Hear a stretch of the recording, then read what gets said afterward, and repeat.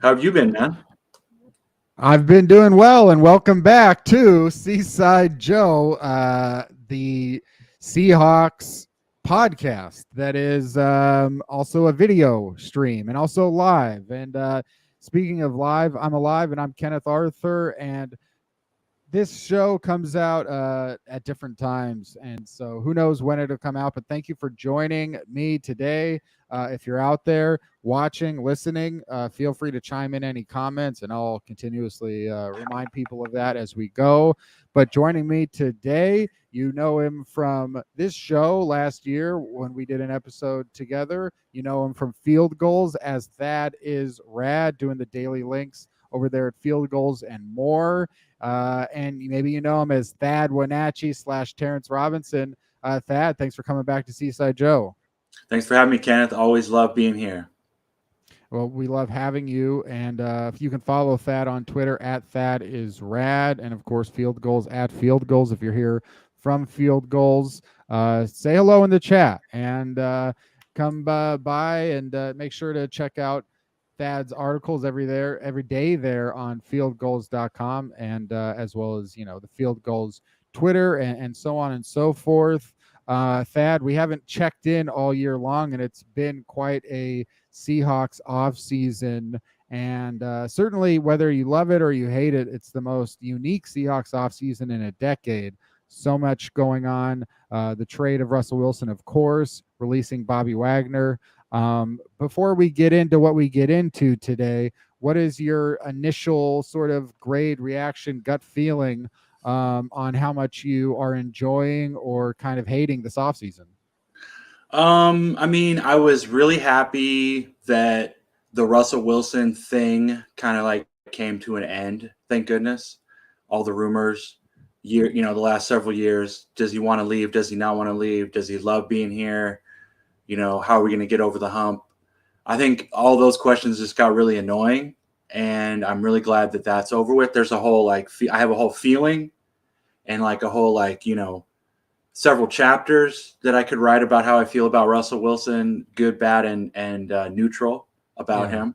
But I'm just glad that it got over with, and then we can kind of decide like where we're going to go from here, because it was Pete. It was either Pete and John or it was going to be Russell, right? It just didn't seem like Russell was going to stay, no matter what. So glad that got over with. And then moving to the draft, personally, very, very happy with the draft. They drafted almost two, except for running back, right? They drafted two of every position that they drafted, two cornerbacks, two wide receivers, two offensive linemen, and then two defensive linemen, right? Ends, edge rushers. So I think that was it was just a very logical draft, which is kind of what a lot of us have been hoping for. I think it's funny, people, we all make fun of all the George Fant type picks, oh, he used to play basketball and now he's got this crazy upside, blah, blah, blah. Howard Cross also played basketball, or Charles Cross, right?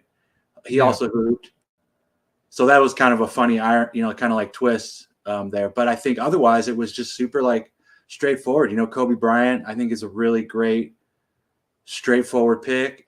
Cross is really straightforward. And then you couple that kind of with maybe a little bit of a wild card with Lucas, and then same thing with Tariq Woolen, you know what I mean? A solid pick with kind of a wild card. And I think that was just really really pleasant, and it was like a reminder that Pete and John aren't total knuckleheads, which is, I think, the best part of the offseason. They're not knuckleheads. Yeah. I think and it's I don't know when that changed for people, that they could go from the 2012 to 2016, 2015 era, nobody was less touchable than Pete Carroll and John Schneider. Everybody was going, wow, this is how you build a football team. Look at the way that they've managed to put together a team that, was maybe, if we were an analytics person, the best team in the NFL from 2012 to 2015. They were first in DVOA every year. They had these great drafts in the beginning of Pete Carroll's tenure. Everybody was talking about how connected and in touch he was with like college football players as prospects, like day 3 picks, sixth and fifth round picks, and undrafted free agents, and like all that stuff that was saying, hey, these guys are the best football minds that there are. And then even in the last 5-6 years, not being as successful in that period of time, still consistently winning the NFC West or making the playoffs, finishing above 500, not having these incredibly poor seasons like a Jeff Fisher would, or like, any number of head coaches and general managers who, have had their heyday and their highs and their lows. Like Pete Carroll's lows, you have to go back to the Jets in 1994 to find like a really low season for Pete Carroll. A guy who has just had success follow him everywhere that he goes. And then it takes one 7-10 season, in which Russell Wilson misses 3 games, may as well have just sat out the first 2 or 3 that he came back for. And the team really still was like a few hairs away from being 10-7 instead of 7-10. And that's enough for people that, and I think a lot of it is just people were waiting. They were biding their time, waiting for any chance to pounce, because Pete Carroll was flying in the face of what they kept preaching about running the football, investing in certain positions. And it wasn't even like Pete Carroll was doing something like super out of bounds from like the rest of the NFL. He wasn't drafting Saquon Barkley. He wasn't using a top 5 pick on a running back. He wasn't spending on Le'Veon Bell. He didn't do any of that shit. And like people were like thinking it was like just finding an inch and then taking a mile and saying like, just because you wanted to, like, I think like people get a little bit full of themselves when it's like they get on Twitter and they say something and it gains some traction with people because it's an emotional, thing to follow sports. And people, like, when things are bad and you lose a game, who's going to lob on and glob onto those negative reactions? And I think it was like just waiting for this moment to say, and especially after trading Russell Wilson, to say, great, now I can give a big middle finger and say, I side with Russell Wilson, fuck Pete Carroll. Yeah. And I think that like part of the way they went about things kind of lends itself to the way that John and Pete went about getting this unique talent. Other people started doing the same thing, right? So if you start going against the grain and you draft tall, lanky cornerbacks, then the next, 2 or 3, once you prove to the world that it's something that, like, you've talked about it, other people have talked about it, Jackson and them, everybody starts pulling from those tall, lanky cornerbacks. And so now you have less to choose from, like your wild card picks just become more like, they just become even more of a wild card, right? Because you're pulling, because somebody else is starting to do the same. I think there's like, to me, like, without getting political, I think there's like, to me, Pete and John are like the Bernie Sanders of football, where it's like, even though they didn't win per se, like they're not the Belichicks of the world.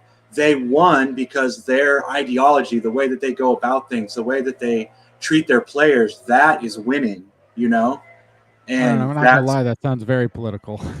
Well, but in the sense, right? Like, I know, but you know what I mean? Like, I didn't want to like go too far political, but in that sense, right? They won. They changed that way. They changed the way that people, that all these professionals do their jobs. They changed the way that they go about their business, and and then now with this draft, they almost did the opposite, where the wild card was like to draft kind of a straightforward draft, where everybody else was kind of zigging and zagging, like Belichick. That dude that Belichick drafted in the first round, right? I think like a lot of it is just, when you're in that situation, and when you're in that situation of the Seahawks didn't have any top 10 picks in the last 10 years, it's like, what else are you going to do? All this, when anybody drafting in the late first round is subject to a wild card pick, to like a where did that guy come from pick. Any GM, anybody, like and the successful ones like Bill Belichick or Ted Thompson with the Packers, like Aaron Rodgers was a wild card pick, even though he had fought, like a lot of people were expecting him to go much higher, still like to go to that situation, it was like a wild card pick. And then, Jordan Love, obviously, if you wanted to just continue like going in that route, but you could go to last year when the Bucks drafted Peyton Turner, I think, out of Houston with like the late pick in the first round. Like a lot of people was like, oh, where did that come from? And it's like that's the championship team. And I think like ultimately, like when the Seahawks got in the top 10 again, I was not too surprising to see them go a little chalky and be like, okay, great. Well, there's a guy that everybody likes. And like it would have been odd for the Seahawks to draft, Cole Strange, the Patriots pick that you mentioned, like at number 9, or, trading down and picking him at number 15. Like that would have been like, holy shit. And then if people criticize that, then yeah, you would go, I understand that criticism, because yeah, come out of there with maybe a left tackle. But yeah, I wasn't too surprised to see the Seahawks do the logical thing, as you said, to do things.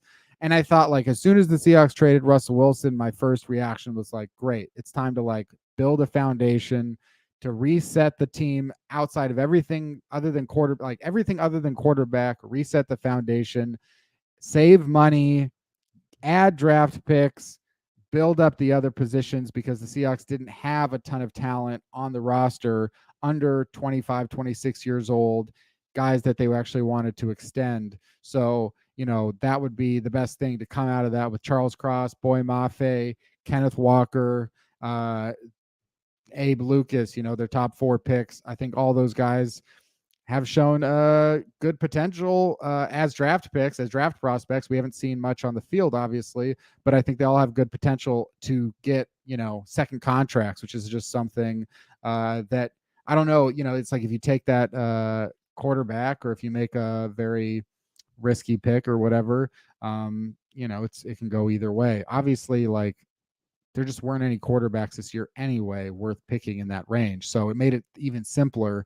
And I think also that helped Seattle decide, let's move Russell Wilson now. Let's get extra first round picks next year. Let's get more ammo for next year, because next year is going to be such a rich one for quarterbacks. But it sounds like for the most part, Thad, it sounds like you're in Pete Carroll's camp and their corner right now. Absolutely. And the way they treat, you have a situation where you trade the franchise quarterback who, just to kind of be concise, the man had, Russell Wilson gave a lot of mixed signals about what he wanted to do and how he wanted to go about his future in the NFL. Yeah. And, like one thing I've talked about with a couple of my friends is like just how, there's no way he doesn't understand the magnitude of asking for a trade, or what it means to trade a franchise quarterback in the NFL. There's no way that, which to me is kind of selfish. And then you have Pete and John having to deal with that, right? And it seems like he wanted to get traded last year. So that would have been 2 years. Like, that's a lot of dead cap money. And that's like, again, selfish. They know that. And then they finally just say, okay, we're going to do this. And it seems like he was going to go they had a trade with the Eagles, right? Which seemed like they were going to get more for bang for their buck than the Broncos trade. But ultimately, I think if you're talking about, are Pete and John confident, are they going to be willing to, because Pete's 70, whatever. And then John is like 40 something. He's like our age, right? So he's got a lot longer ahead of him. So as far as whatever this next transition is, well, I don't know. Let's not put him in the ground quite yet. Pete Carroll. Well, Pete can go for another 5 years. I think he's going to go for like 3 more years. Like anybody, yeah. And like there's any GM, head coach, personnel decision maker could be gone in 2 years. And I think even when he steps away from the sideline, he's probably going to be an advisor for the Seahawks, so he'll still be around. I think you're right about Russell Wilson. I mean, like, you're right that it was always in limbo, and that's just not, there was a time when Russell Wilson's most valuable seasons were when he was a third round pick making no money and kind of deferring to everybody else and being like, I'm going to support, I'm going to support, I'm going to support. And then when you win a Super Bowl and almost another and, become kind of a public figure, it becomes much harder to defer.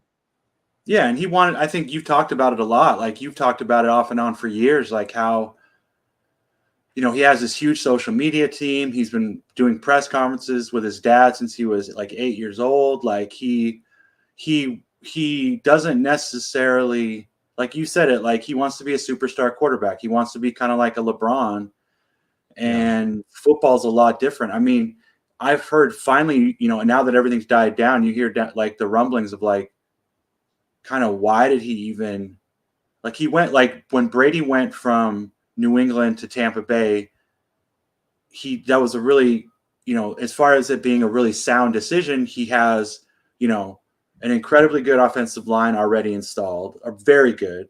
They already had one. They already had a very good defense. They already had a really good defensive line. They already had 2 really good receivers that were veteran and proven. And so he comes in, that's the situation that you should be looking for if you're a Russell Wilson. Like, okay, I want to leave. But instead he goes, and also the NFC South where Brady went. I mean, it's not, you have Breeze kind of on his way down. You have Jackson, right? You have Panthers, Falcons.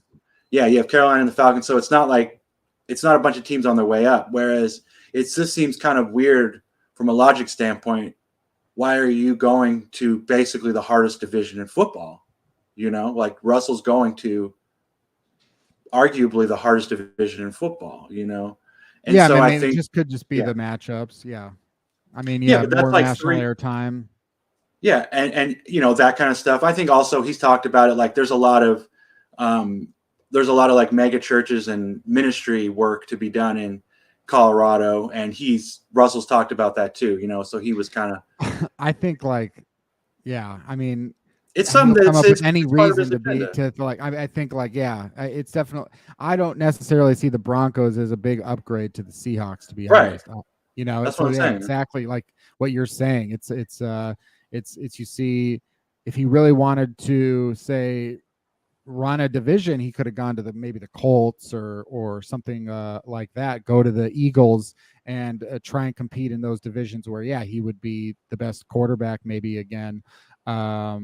It's very, it seems calculated from a personal Russell Wilson standpoint, maybe from a business standpoint, and maybe from a legacy standpoint, because, when you look at Peyton Manning, he's got Super Bowls now with 2 different teams. Tom Brady, he's got Super Bowls now with 2 different teams. Matthew Stafford, he's got a Super Bowl with the Rams, and he's always going to be revered with the Lions. Like Lions fans love him. So he's got 2, he's got 2 there. I don't know if Seahawks fans like where they'll ultimately stand on Russell Wilson, because as much as he is the best quarterback in franchise history, he is the reason for being traded. I mean, there is no, I don't think there is anybody else. I mean, I just don't know what it's like to be super rich. And that's all I can say about being super rich, is that I don't know what it's like to be super rich. All I know is all the super rich people that I know of online and stuff are still trying to get every penny that they can. And I don't know where that comes from. I just know that I don't know what it's like. I would have assumed that at a certain number of tens of millions of dollars, I'd be like, let me try and focus on something else or whatever other than money. But to be honest, like everybody I see, it's like they'll do an ad read for a podcast that kind of make them no more than $1,000, but they'll do it. And I'm like, what is that for? I don't know. I'm not trying to pass judgment. I just it seems like Russell Wilson couldn't possibly.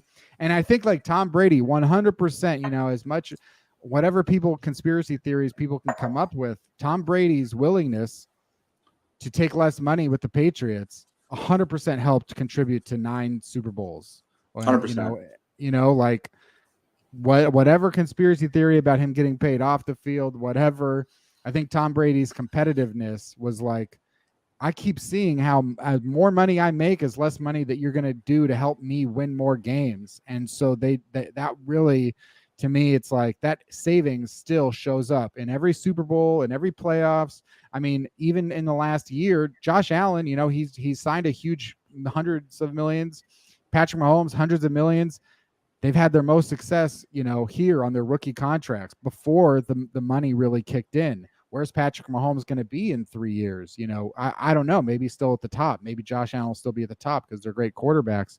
But I think like that Tom Brady money taking element is too important to ignore. Yeah, absolutely. And especially with football, where really the salary cap is grossly understated. You know what I mean? Like there's for most baseball teams have, like top baseball teams, right? They have about $180 million salary. The way that the NFL earns, we see even with like a team like the Mariners, who last year had like a competitive season off and on, but they didn't fill up the stadium, and I mean, part of that's because there's a lot of games, right? And COVID and blah, blah, blah. But it's a thing in baseball. Like, even a successful team won't have a sellout crowd. We see it with football teams all the time. Jacksonville Jaguars still sell a ton of tickets. They sell a ton of TV ads. They sell a ton of ad space at their stadium. They have tons of sponsorships, and then they have the revenue sharing, and they have, jersey sales and all the other stuff. So even with the bad teams, NFL, your salary cap, especially considering how many number of players you need to have on your team, the salary cap should be way higher. So unfortunately, like, you have that whole thing with the quarterbacks, right, which is the highest paid position in the NFL, and it just takes up so much space. And especially when Brady played, if he would be playing for what, like 10, or on average he was playing for about 10 or 15 million less than the top quarterbacks in the league. And especially back in that time, dude, how many players? That is like 4 really good players. Especially now, like, defensive salaries are going up, wide receivers are going up. But back in the day, back in Tom Brady's day, you could sign an end, maybe a little bit older end, but you can sign a really good end for $5 million a year, $4 million. Junior Seau, what was his contract? It was super small. It was like $3 million a year.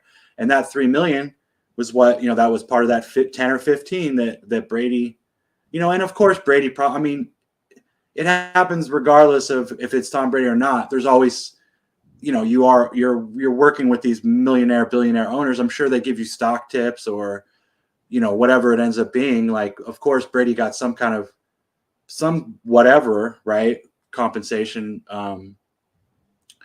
But there is that money thing, and then there's the other part of it too, where it's like, I think like with Aaron Rodgers, like I think he's always had this unique position where, like, he could still be paid as much, but the Packers draft's kind of so weird, so odd.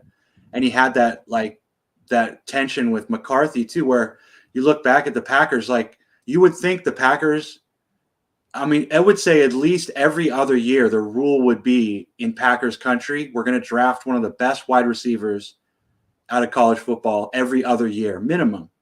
Because that guy is like one of those dudes where, like, you have 5 receivers on the field. Rodgers is going to find a way to get everybody involved. He's going to utilize their strengths. You know what I mean? And, he could still make his money, but they just had bad draft after, I think just kind of odd drafts, I guess you could say. I think that's the thing, is that if you've got a quarterback, and we're looking here at overthecap.com, some of the salaries here for quarterbacks, and average annual salary, it's a little deceptive, but this is kind of similar. It's kind of true because the Packers, for example, with Aaron Rodgers, they're going to have to pretty much pay him this whole contract. It's for the most part, guaranteed, and short enough that you would expect him to play it out. So it's like they do have to spend that $50 million on him. And as you say, because Aaron Rodgers is, you want to have that quarterback who's so good, you don't have to worry as much about the value of, say, like paying receivers less money because Aaron Rodgers is going to get them the ball in the right position at the right time. He's just very masterful at that part of the job. Whether or not Russell Wilson is at that level, I don't think that he's on Aaron Rodgers' level. No. And I don't even think, it's not that disputable. Is he on the level where he needs, 50 million? Is Deshaun Watson on that level where we know he's at number 2 now, and Patrick Mahomes, we know he's probably at that level. Josh Allen's very, all these quarterbacks may provide that value. I don't know that Derek Carr is going to provide that value, but that's where Derek Carr is at $40 million a year. And when you get down here to these guys like Joe Burrow, who, you only have to pay him on his rookie salary. And we saw the Bengals able to go to the Super Bowl last year. We've got other guys like, and this is where you kind of run into an issue now with like where we're at this impasse at quarterbacks, where it's like on one hand teams are going awesome value, and then on the other hand quarterbacks are going, no, we don't want you to have value. That means that you're not paying me. So you got Kyler Murray holding out, you've got Lamar Jackson holding out, and you've got and Russell Wilson was ready to do that too after 3 years, after 2 years even. I think he was ready to be like, hey, can I hold out now? I've gone to the Super Bowl, can I? And then the agents were like, nah, you can't really do that yet. It's kind of, there's nothing, the Seahawks aren't allowed to give you more money. And that was the only way to do it. But as soon as these guys get to that point now where it's like, hey, actually, I'd like to be paid, those values kind of go away. So it's like, what's the Chargers window here with Justin Herbert?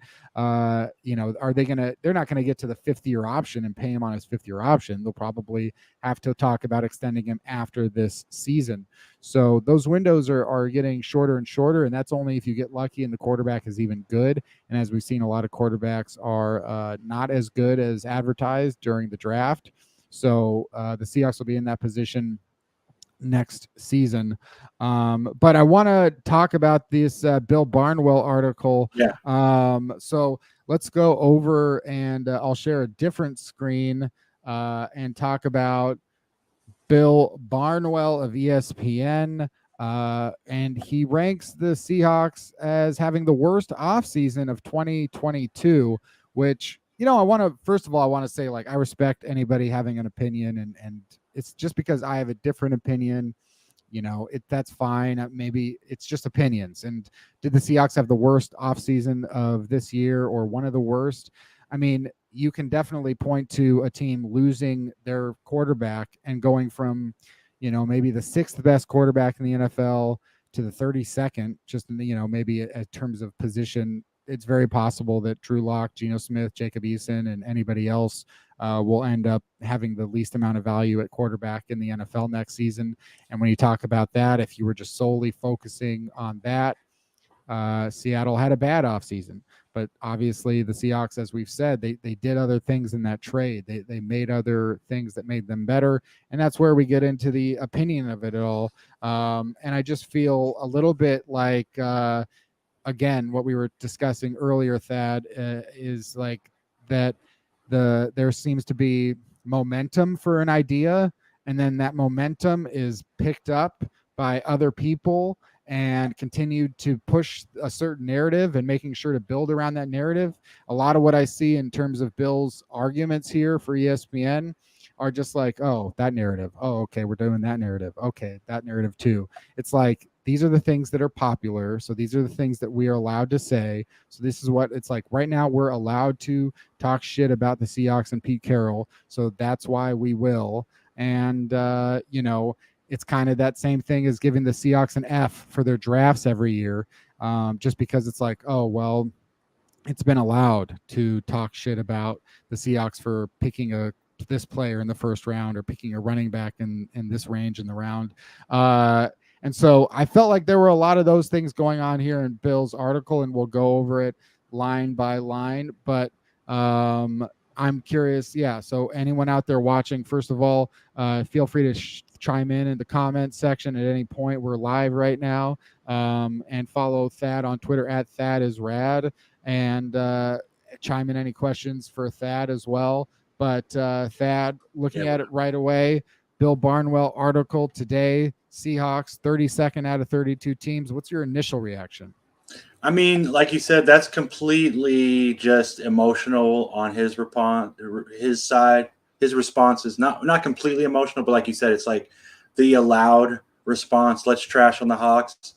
I think from a logic standpoint, you can compare if you compare the Deshaun Watson trade and the Hawks trade, we got way more out of it than the Browns did. You know what I mean? I really, really think that just in terms of, you had an interesting thing happen, right? Where you're able to say, here's, like we have a comparable trade of a franchise quarterback, right? And then you have all the baggage that Watson has as well. Mm-hmm. You didn't, the Broncos didn't have to sign, they're still like working, they haven't done the extension yet with Russell, right? Like that wasn't a thing. Like, hey, once I'm traded, I need that, that stipulation, and that was part of the trade with the Browns. Was Watson was like, I want an extension, right? Yeah. So they, considering all the stuff that the Browns took on, and even like the Texans not even getting as much as we got. I mean, I think that our offseason just out alone was pretty solid, considering we got Shelby Harris, who's definitely not necessarily even underrated. He's a very well-rated and well-regarded interior defensive lineman. I think he's going to be fine. I think he's going to be great. And then you have Noah Fant, who's a really, really good and interesting. He is an upgrade from Gerald Everett. I love Gerald Everett, and I think he was exactly what the Hawks needed. But Noah Fant is kind of like Gerald Everett times 1.5. You know what I mean? Like he's faster, he's stronger, he's aggressive, and I think that, that right there, and plus the draft picks, didn't we end up getting more draft capital than the Texans got for Watson? I mean, I'm not sure exactly. I know that getting a top 10 pick was I think very good part of what the Seahawks got. I know that the Texans aren't guaranteed any top 10 picks for Deshaun Watson. Yeah. So yeah, I think that's part of it, and I do think like the range of a draft round, it matters a lot. And I think getting a Charles Cross, a guy that, could have justifiably gone in the top 3 of the draft this year because he was the only pure left tackle. He was an elite pass blocking college left tackle. Those aspects that I'm being told are important. I've been told that pass blocking and passing the football is the most important thing. And yet getting Charles Cross, which was not possible without trading Russell Wilson, that is not taken into account unless it's perfectly like placed in here, as Bill put in there. That's like, well, one of the things the Seahawks did good was get Charles Cross. How did that happen? I forget. It's like, and people forget too. It's like, oh, criticize the Jamal Adams trade and be like, oh, you traded 2 first-round picks for Jamal Adams. Oh no. And it's like, well, the Texans traded 2 first-round picks and like a second-round pick for Laramie Tunsil. I mean, is that like the best deal of all time? Is that a good trade? The Seahawks thought, reasonably so, that they were trading 2 late first-round picks for Jamal Adams. It turned out they traded 1 late first-round pick and 1 number 10 pick for Jamal Adams. He still plays for the team. He's fine. It's not the trade like with hindsight you can say like, great, maybe it was an overpay. Maybe Jalen Ramsey would have been an overpay, or if it was like if things didn't work out perfectly for the Rams after there. It's like it's like picking a narrative and then it's just supporting that with whatever you needed to support it. Analytics has become the most cherry picked section of the internet. It's just so cherry picked. It's so like confirming your biases. It's everything exactly what it shouldn't be. It should be completely flatlined. It should just be completely like, hey, I have no emotion invested in this. I have no desirable outcome invested in this. I'm just trying to give you the truth. And that's all I want out of my journalists from now on. That's all I want out of my media from now on. Just give me the damn truth. Stop trying to prove your point. Just tell me the truth. And narrative analytics has become the opposite of that. It is not the truth. It is the truth they needed to tell you. At the end of the day, whether these people want to admit it or not, it's like they're rooting against Ken Walker. It's like to be a Seahawks fan who's rooting against Ken Walker's success because it won't make the point, as well as if Ken Walker has a Rashad Penny next 4 years and is off the field and doesn't perform well enough and is just not healthy. And it's just like to look back at Rashad Penny and be like, see, look, now, of course, Rashad Penny is, as we'll see in this article, a point of like, I can't believe that they, paid Rashad Penny. It's just like, I just that's what's really annoying and upsetting about the whole thing is that analytics should be this really good, valuable, useful tool, and instead it is created tools. It has created tools on the internet who use it to confirm their biases and to build a narrative and to build something that only wants to prove what they believe is correct rather than like looking at the whole picture. And I think that that's littered throughout this article, which is just like, well, we're just ignoring the parts of Seattle's offseason that are actually super smart and analytical. It's like, if you wanted to find NFL Moneyball, if you wanted to go that approach of like an Oakland A's, how do you win when you're like up against a difficult situation and you're not able to like maneuver against your competitors? It's like, well, one way to do that would be to trade your $50 million a year quarterback for draft picks, right? Yeah, draft picks and positions that you need stability at. You need Absolutely. stability in you need a really good tight end, and you really need interior linemen. They did all the things they need, and you needed a quarterback. And even with Jamal Adams, I feel it's like kind of the same thing with Drew Locke. Drew Locke is 25. Jamal Adams is 25 years old. They're not busts yet. Yeah. They got some time. Let's see what happens. I mean, I think and the Hawks know that. I mean, the whole Brown situation is so bizarre. The Browns are so weird and so like have no like scruples about what they're doing. They have 4 quarterbacks they're paying, and why wouldn't the Hawks relax? Why wouldn't they say we're going to go with Geno? And let's say they love Baker Mayfield. Why wouldn't they keep waiting? You know what I mean, Kenny? Like, they're going to wait. Right. Like, totally. Logic doesn't make any sense. The Browns crap the bed so hard, giving this guy this like sexual like abuser, like alleged, like 25 times accused, giving him the first fully guaranteed contract in NFL history. That is so weird. Even setting aside that, it's just, I mean, he didn't even, it's just like Russell Wilson or Deshaun Watson. I mean, it's like, to me, if you were trying to figure out the absolute worst way for me to write an article, like Bill Barnwell saying the Seahawks had the worst offseason, it would have been that right after the Seahawks traded Russell Wilson, they turned around and gave up all that capital and all that money to Deshaun Watson. That would be the worst thing you could possibly do. And yeah, that's not mentioned here. No, it would be way bad. It would be bizarre for the team. I mean, even with Baker Mayfield, like his quote unquote like character issues, like whatever they are, OBJ's dad doesn't like him. Okay, great. But he seems like, I mean, he did a lot for that. He, like you've mentioned it before, other people have mentioned it, say what you will about Baker Mayfield, but he got drafted by a really, a team in a really bad position, and he took him to the playoffs for the first time in how long, right? Like 15 years, well, I don't think the Seahawks should add Baker Mayfield, but like, well, in terms of the vitriol, right? In terms of like, either it's one or the other. Like you guys are idiots. You should totally pick him up. Or the other side, like, don't even touch him. It's like, dude, he's a good player. He's solid. Like, that's what you do. Like, I just like the Seahawks opened up space, and I like Drew Locke because he's enough. He's enough to like, if you want to, stave off, like, because if the Seahawks didn't add Drew Locke, then they would have had to be out there and like, it would have been Nick Foles, or it would have been some other just like not very good cost control player.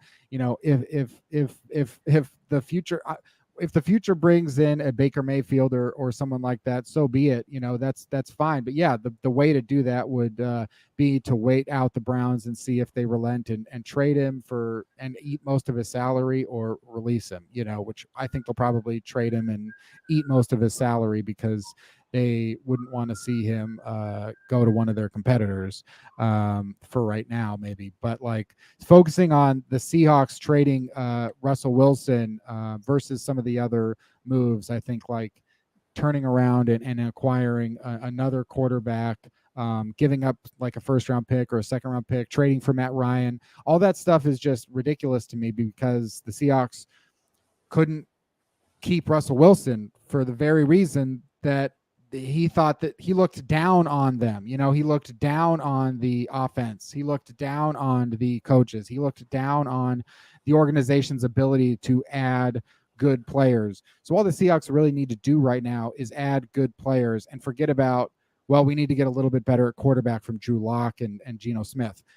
I don't care if the Seahawks are 12% better at quarterback or 20% better at quarterback. I just need the Seahawks to, the analytical thing to do would be save money, save cap space, and try and get better at all the little things that you're not good at right now, on run blocking, on run defense, on pass defense, on tackling, on special teams, all that kind of shit that they're just like, okay, now try to be the 49ers and play really good defense and support a totally mediocre quarterback by having players out there like a George Kittle or a Deebo Samuel that the 49ers have, and a strong, super strong running game. And the Seahawks are clearly trying to do that. And, again, another thing that's not mentioned here in the article, which we haven't even really gotten to yet, but another thing that's not mentioned is the Seahawks have not traded Tyler Lockett. They have not, traded DK Metcalf.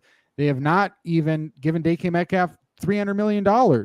They haven't done anything other than like be chill. And like, what's wrong with being chill? And like, what's wrong with like these panic moves? I just my mind explodes when I try and understand how the smart people, quote unquote, are the ones saying like, Seahawks should have acquired Deshaun Watson or something like that. Seahawks should have given up all that draft capital. Seahawks should have done this. It's the opposite of what they should be saying, which again, it's like trying to, it's less about saying the thing that's smart and analytical and unemotional. And it's more about like feeding into those emotions, as you said yourself. And let's go over Bill's article here just really quickly. What went right? The Seahawks were able to retain underrated safety Quandre Diggs, who suffered a fractured fibula and broken ankle during the final game of the season. Diggs' 3-year, $39 million deal is really a 1-year, $13.5 million deal. So the Seahawks got to keep a talented player and maintain leverage if the injury prevents him from returning to his prior form. I mean, I thought that for sure I had ranked Quandre Diggs as like probably priority number 1, 2, a guy that I expected to return, and he did. And the deal, it is a good deal. I just kind of, again, this is the funny thing too, where it's like making Quandre Diggs one of the highest paid safeties in the NFL is noted as a positive here, because Quandre Diggs is a player that is well liked on Twitter.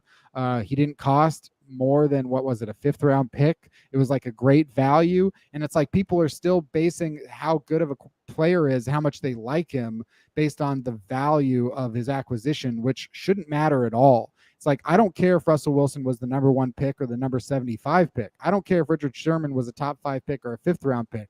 But it's like somehow, like, if it's a good value, it's like people will carry that on forever. Whereas if it's perceived as a bad value, like Rashad Penny is a late 1st round pick, but he didn't really come on until his 4th year, at the end of his 4th year, and even now is dealing with a hamstring issue, and you start to get that tense feeling again about Rashad Penny. I know, right? As soon as I saw that, I was like, oh my God. Yeah, it's unfortunate that happens, but that happens with players at every position. Yeah. It's kind of like we're twisting it for a certain need. But it's like Jamal Adams hated safety. Quandre Diggs liked safety. Jamal Adams contract. Oh no. Quandre Diggs contract coming off of these 2 injuries. Oh hell yeah. And I am for Quandre Diggs, but again, I think that's a little bit pushing up against like going with a popular narrative, the popular thing. And then the other point that Bill Barnwell mentions is drafting Charles Cross, which again, I like the pick, and I think like this is not possible. You can't draft Charles Cross if you don't trade Russell Wilson. So it's kind of a catch-22. How was the reaction on Field Goals for Charles Cross? I'm going to plug in my computer as you talk about that. I watched the live stream, which was really fun. The Seahawkers pod, and it seemed like everybody was really excited. It seemed me and my friends and what it seemed like, people were pretty happy about that, and I think, especially in terms of like Barnwell actually did one thing right, that there is kind of an overly simplistic criticism of offensive linemen that play in pass heavy offenses, but that's like most of college football. There's like Alabama, right? Like they are probably, off the top of my head, the most mainstream successful team that runs the ball almost as much as they throw, or maybe more, right? But like most, so it's kind of one of these ridiculous criticisms, where, like you said, it kind of, oh, this guy, he played a lot of passing down, so he never learned how to do run blocking. Well, that might be true, but there's a lot of skills that you learn in the NFL that you have to hone and like work on, no matter how good you were. It's not like Howard Cross isn't going to work on pass blocking. I don't know who Howard Cross is. Or sorry, Charles. I don't know why I keep calling him Howard. Is there a famous Howard Cross that I'm not aware of? I think there's like an actor or something that I like. But Charles Cross, you know what I'm saying? Like, they're not going to be like, well, Charles is good at pass blocking. Let's just make, like, it's obviously, it's just overwrought a little bit. So, I mean, but also, like, I think that having Charles Cross I don't think he's like an Anthony Munoz, like, slam dunk kind of offensive lineman, right? Or Walter Jones. But I do think the most important thing that Barnwell doesn't necessarily mention is that drafting Lucas and Cross allows for everybody. It lifts the depth improves, right? The depth improves that much more because there's other guys. There's Phil Haynes. There's Curran that looks promising. I mean, Forsyth didn't look terrible last year. I still think he has a really strong future in the NFL. So I think he pointed out, okay, yeah, they got the left tackle. I think even if Charles Cross is the backup, I think it's still all good because in general, the offensive line's been addressed in a very positive way, and the depth is increased, Yeah. I mean, like, I think again, like, or not again, but like, I would say, like, with regards to Bill Barnwell, ESPN, anyone who talks about analytics on Twitter, anybody who feels like I'm talking about them, I'm not saying you're a bad guy. I'm not saying you're a bad person. I'm not saying you're a bad writer. Bill Barnwell, very talented, very smart, got his job for good reasons. Everybody out there, even people on Twitter that are very annoying about the analytics, it's not like I disrespect you. It's like, it's all about what's wrong with a little bit of critique, with a little bit of criticism, with a little bit of the opposing point of view, because it's the one that gets drowned out by, oh wow, like you're the dumb take if you don't agree with us. Like, we're the smart take, so you're the dumb take if you don't agree with us. And it's like, I want analytics to just be a tool, just like all the other things that we use to analyze football as a tool. What is sad to me is how many times it seems like people are like robbing themselves of the number one reason that should draw you to football. Do you enjoy watching it? Do you enjoy this at all? Are you having any fun at all?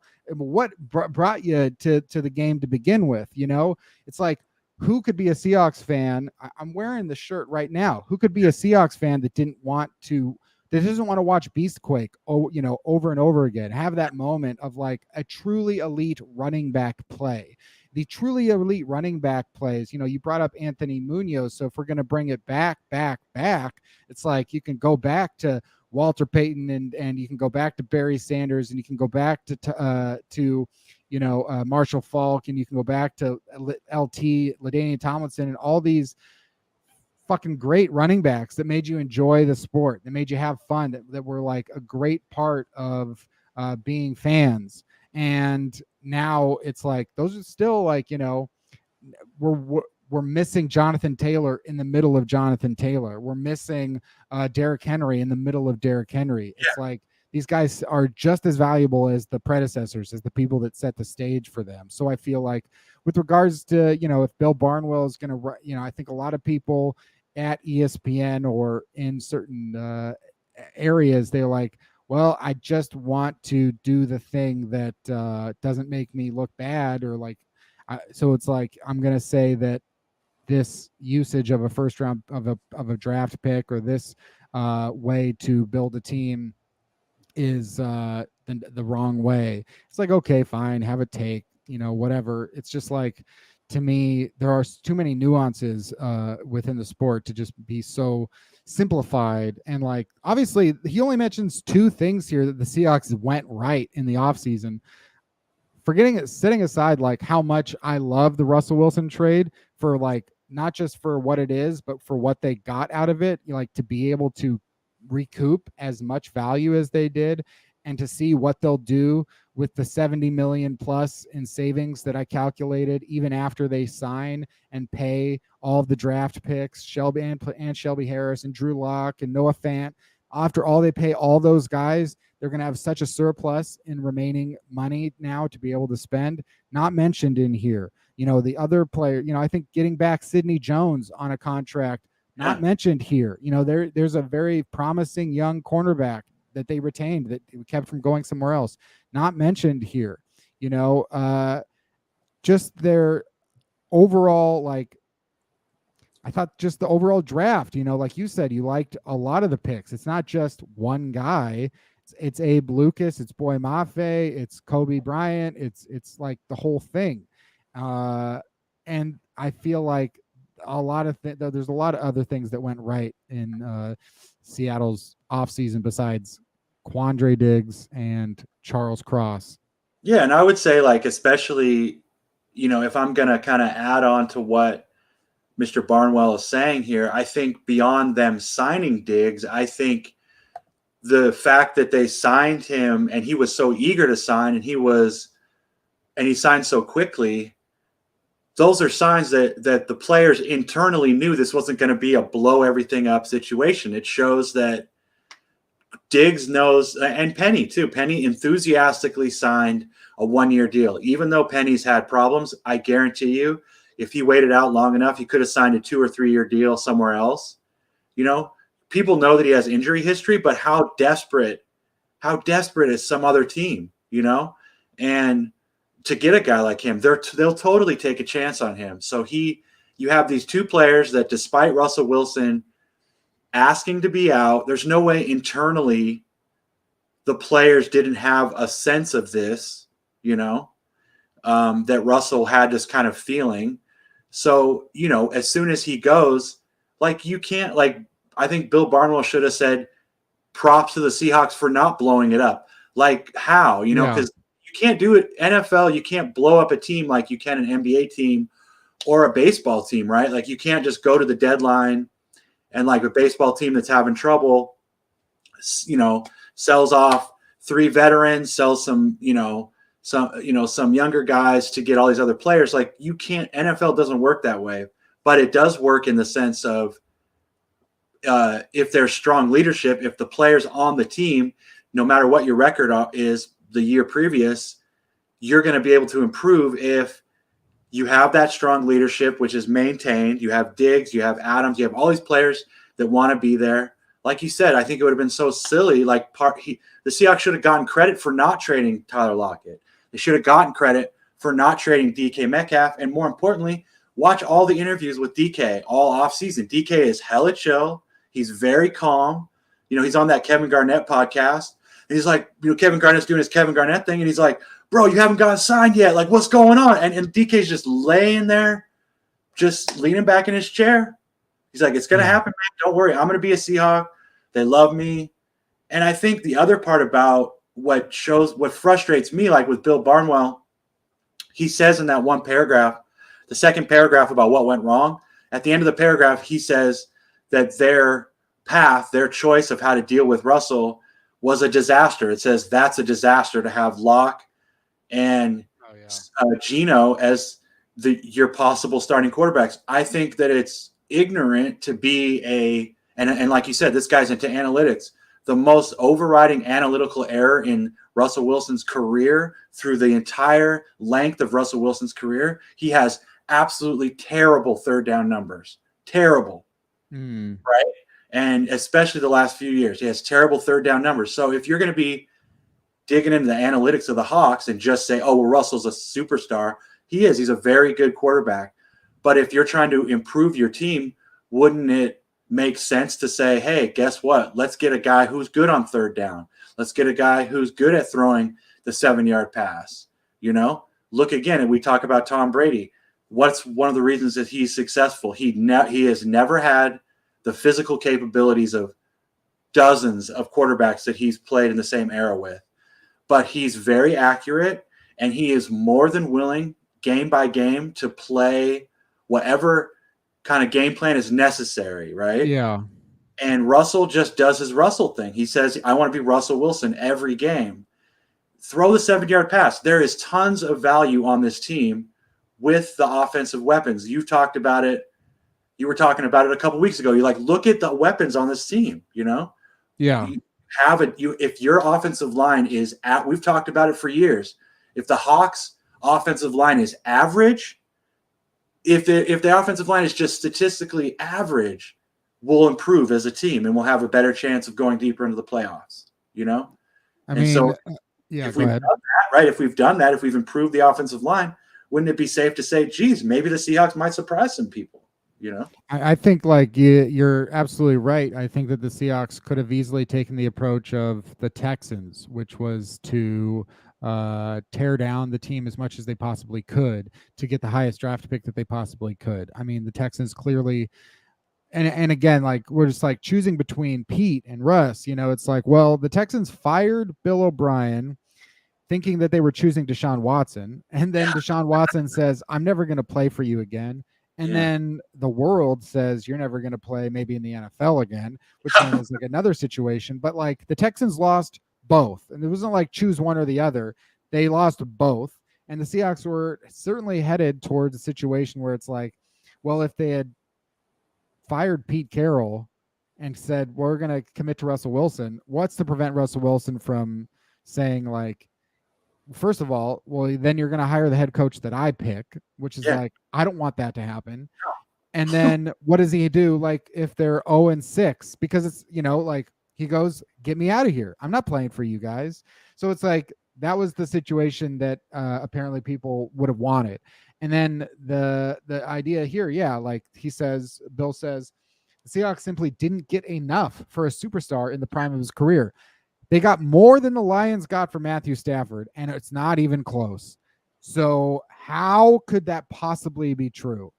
I am befuddled. I'm just befuddled. I don't know how to explain that. How anyone could say that the Seahawks simply didn't get enough for Russell Wilson. As you say, Bill is ignoring certain parts of Russell Wilson's game and where he's at currently in his career and everything. And was he really giving, you know, I mean, I don't want to disparage Russell Wilson or discredit him or anything, because the Seahawks have never had a quarterback nearly as talented as Russell Wilson, and that may not happen again for quite some time. There's no question that there's a risk involved, but it's kind of less of a risk when you consider that the quarterback himself apparently didn't want to be here. So what are we talking about? They had no leverage, and they managed to get the Broncos to give up 2 firsts, including a top 10 pick, 2 seconds, and 3 players, one of which I think Noah Fant could have a very great potential to be a great tight end. You know, he's got a lot of work to do. And my hope with Noah Fant mostly comes out of the fact that tight ends seem to take the longest amount of time to develop in the NFL. So, you know, if he's got a little bit more blocking and if he's got a little bit more coaching and does a little bit better job catching the ball out there, then great. You know, but to even get, what would Noah Fant even, I think in trade, Noah Fant's a 2nd-round pick. You know, you would have to give up a 2nd-round pick to get him. So they get Noah Fant on top of all that kind of stuff too. What are we talking about here that they didn't get enough value for Russell Wilson? It's incredible what they got for Russell Wilson. Show me any comparable trade at all. I mean, there's no examples here. Just show me what you're talking about that the Seahawks should have or could have or would have done and different than what they did. And while I held out some hope that they would then go after a viable replacement under center, they're about to head into 2022 with Locke and Geno Smith as their two quarterbacks. They went from having a true superstar under center to having two replacement level veterans and no clear path towards their next franchise passer. That is a disaster. Well, we need, there's two things to unpack here. Number one, how is it not feasible to understand that not every single team gets to head into every single season with a Russell Wilson at quarterback? What are the other options that I'm missing here that the Seahawks could have had? Russell Wilson didn't want to play for the Seahawks. We didn't want to see Deshaun Watson traded to the Seahawks. If you had a sense of reality, you didn't want to see Matt Ryan traded to the Seahawks. Not a team that can support Matt Ryan. He'd be in just as bad of a situation as he is on the Falcons. And before going to the Colts, he's in a better situation. The Seahawks don't have the Colts. I think that's a better situation for Matt Ryan playing in the AFC South, getting a team, that's fine. That makes sense to me. The Seahawks don't even have the money there for Matt Ryan. What other options am I missing? I don't see how ESPN would be plugging. I don't want to get into the Bakersfield and all that kind of stuff. But just what's the goal here? That's my thing too. Is what's the goal here? The goal is not how can the Seahawks get. Just let the Seahawks be bad at quarterback for 1 year. Like, how is that so hard to understand? Yeah, and let him be, and also, like, if you're gonna be Pete Carroll, I think the most Pete Carroll, John Schneider thing to do as well is to, like, with the way that you trade these quarterbacks in the NFL, there is no like three-way trade, right, going on in the NFL. Like, you don't pick up Noah Fant and Shelby Harris. Let's say they don't get Drew Locke, but they got Shelby Harris and Noah Fant. They're not going to like do a three-way trade with another team to get their quarterback. You know what I mean? Like, that's what you do like if you're looking for a starting pitcher or you're looking for like a center in the NBA, three-way trades make more sense. But in football, like you're saying, there's very little precedent for this kind of trade in the first place. Secondly, football has to be almost a one-to-one trade with the quarterback thing. It's like, give me your quarterback, for my quarterback plus some draft picks and all that stuff, right? But you were going to have to get somebody's quarterback with the trade, no matter what. So Drew Locke, it could have been Drew Locke, could have been any other guy that just hadn't been proven yet. But beyond that, Pete Carroll and John Schneider, they're not sitting here thinking that Geno Smith is an all-pro. Not to mention they don't need him to be an all-pro. He deserves an opportunity. And if there's anything that Pete and John believe in is that whole next man up mentality, I think Geno Smith has done plenty to earn the right to at least have 5 or 6 games, right?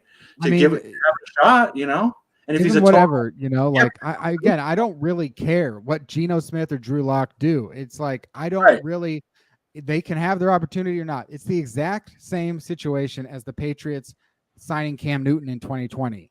The only difference is that Cam Newton is famous. That's it.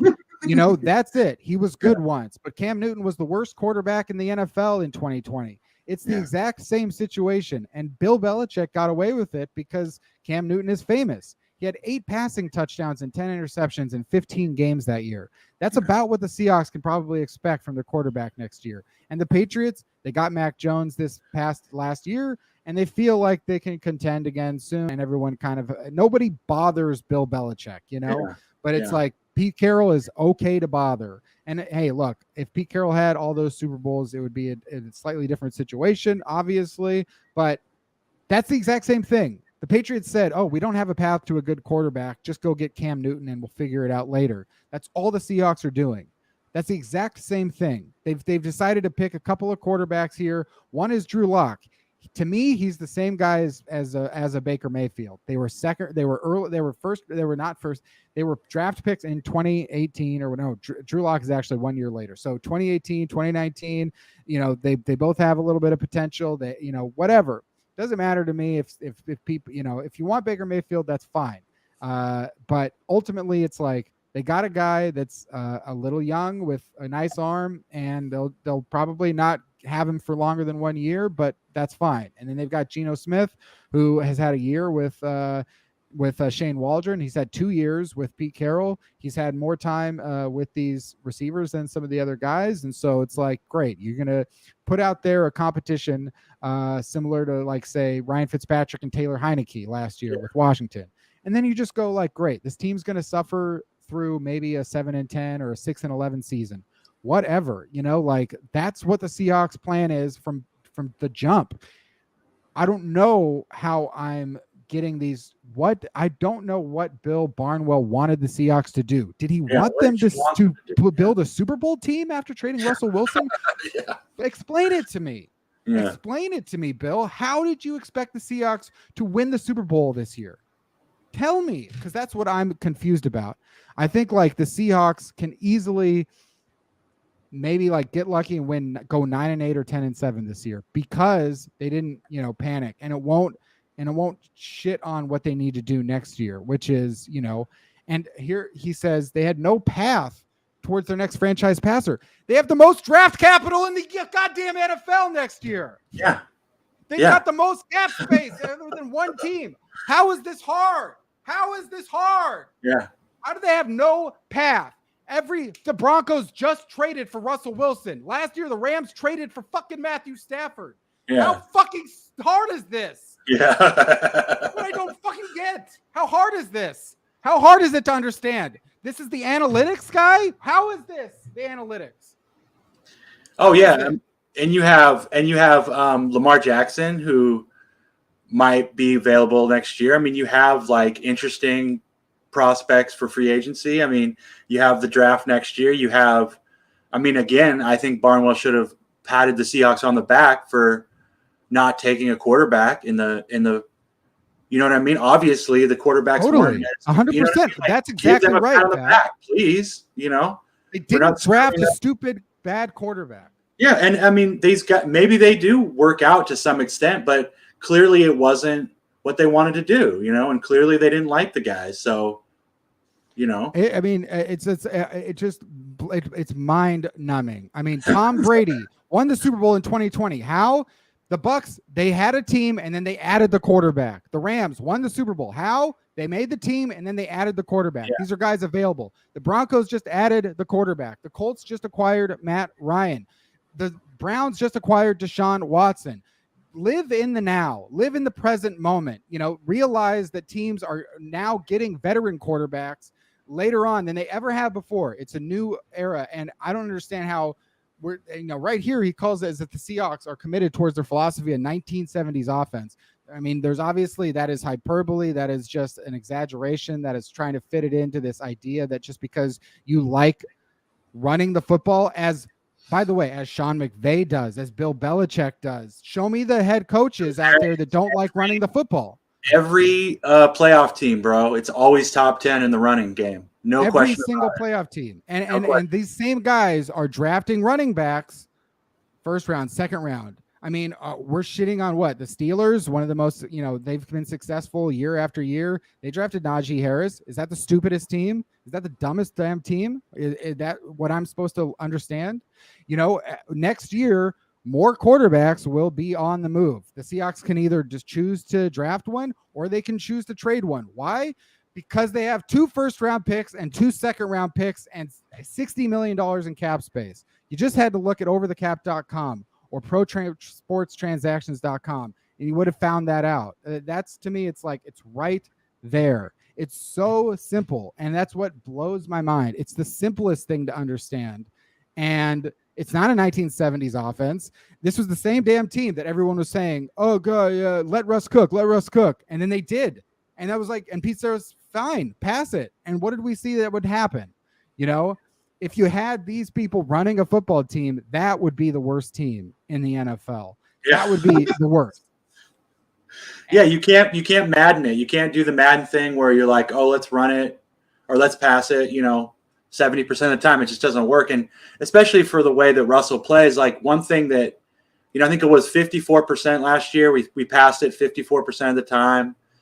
I think part of like Pete's frustration with the whole let Russ cook thing isn't necessarily that Russ is capable. He is extremely capable of making certain passes, but what ends up happening is if you don't throw those if you don't hit on those first and second down passes that Russ likes to throw, you have to there has to be a rhythm, and that's not just because of Pete Carroll's offense or because of it's 1970s or whatever. Russell continuously doesn't failed at making those easy throws that would increase his. Do you know what I'm saying? Like, if you throw those 5 and 6 yard passes and you complete them, then guess what opens up? More passes. Do you know what I mean? So ultimately, if Russell was more in tune with Pete Carroll, with Shane Waldron, with even Schottenheimer, I'm sure there was tension there, but how quickly did we all say it? Like from that first game a couple years ago where they played in Indianapolis and Russell was just doing, oh my God, it was amazing, right? And then it was slowly the offense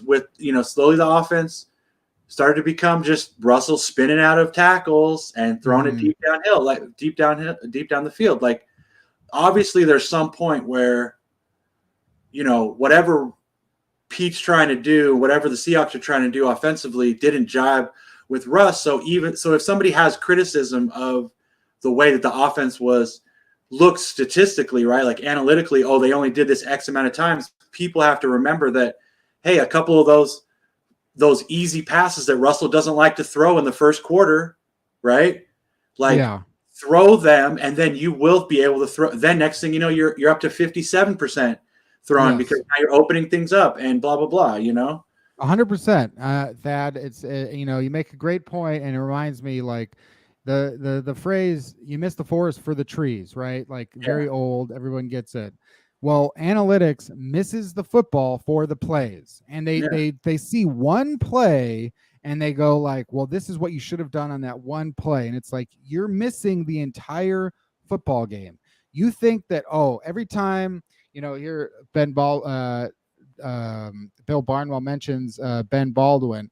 And every time the Seahawks run on 2nd and 10, and let's say they gain 1 yard or whatever, well, you're going to get a tweet from Ben about oh, here we go. You ran on 2nd and long. Why would you do that? Why would you do such a stupid thing? Well, it's if you're looking at one individual play and then criticizing those plays, making sure you don't tweet or say anything when the Seahawks gain 9 yards on a 2nd down run, making sure you don't talk about those ones, because those ones would hurt your argument. So you don't talk about those ones. You just make sure to talk about the things that make sure to support your argument. And then people go well, that's all I see. I'm on Twitter and that's just what I saw. So I didn't know that. But then the other part of it is, well, great. If you want to hire Ben as your offensive coordinator, here's what I'm going to do. If I'm the defensive coordinator, second half of the first fucking game of the whole fucking season, they're going to fucking pass it. They're going to pass it. I mean, how stupid are you? That is crazy to me. What do you not understand about a balanced offense, about the fact that you have to run on 2nd and long sometimes? It just blows my mind.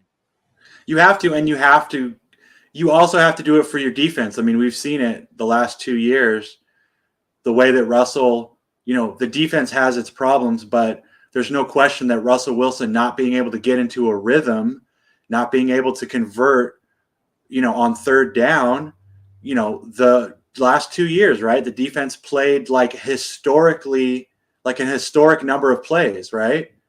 They were on the field for an historic number of plays for the last 2 years, an insane number, right? And that is, you can say that's the defense, but again, you look at other teams, look at Tampa Bay. Did Tampa Bay get off the field every 3rd down? No. Did they do bend and break? Yeah, almost every defense does bend but don't break. That's successful. Literally, the Chicago, the 85 Bears literally gave up 180 yards a game, period. You know what I mean? Beyond that, every other defense, even ours, when we were good, right? Our Super Bowl year, didn't we have a couple of blowouts? We lost 30 something, or we gave up 30 points a couple times, but then we just gave up 3 points or 8 points or whatever, a lot. So then that brings our average down. I mean, that is the Seahawks. There's nothing that could be easier to understand. How would the 2022 Seahawks have any chance of success? Play great defense and run the football well, because we know what they're going to struggle at. And it's that's what they've been building up. And so Bill goes on. Amid concerns about running backs Chris Carson's future because of a neck injury, Seattle re-signed Rashad Penny to a 1-year, $5.8 million deal.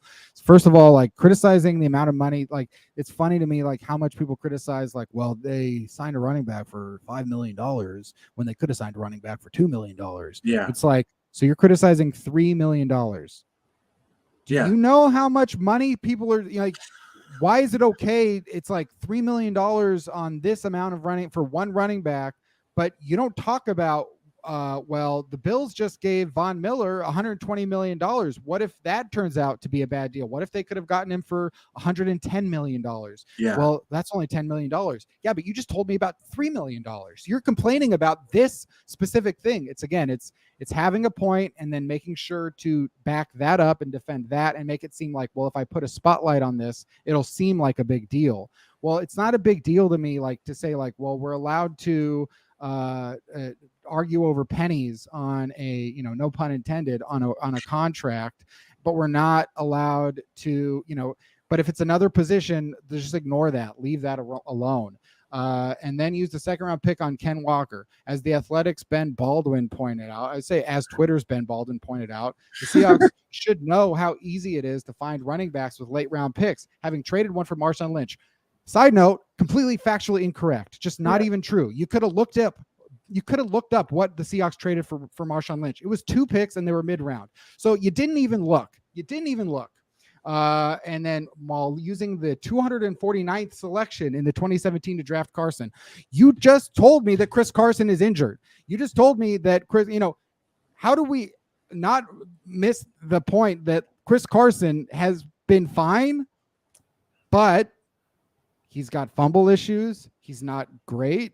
He's no Jonathan Taylor. He's no Nick Chubb. He's no Javonte Williams. He's no Dalvin Cook. He's no all these guys that were drafted in the same range as Ken Walker. How can anybody still today not see the difference between Chris Carson and Jonathan Taylor or some of these other guys? I was going to say Javonte Williams because I think he's going to be really great. And he was phenomenal. I mean, Russell Wilson just went to a team with Javonte Williams. We don't even talk about how much the Broncos probably feel a little bit better about that whole situation, and so does Russell Wilson because they have Javonte Williams and they have they have Melvin Gordon, a 15th pick. They have these guys. I think Melvin Gordon's still there, but he re-signed. Yeah, all this where it's like, well, the Seahawks should know as well as anybody that you can get. This is a narrative that has been disproven and shown to be factually like incorrect. Nobody anywhere, whether you're Bill or Ben or someone else, I'm looking for anyone out there who can show me all of the day 3 running backs that you're talking about. Show me. I don't see them. Where are they? Other than you telling me they exist, show me the evidence.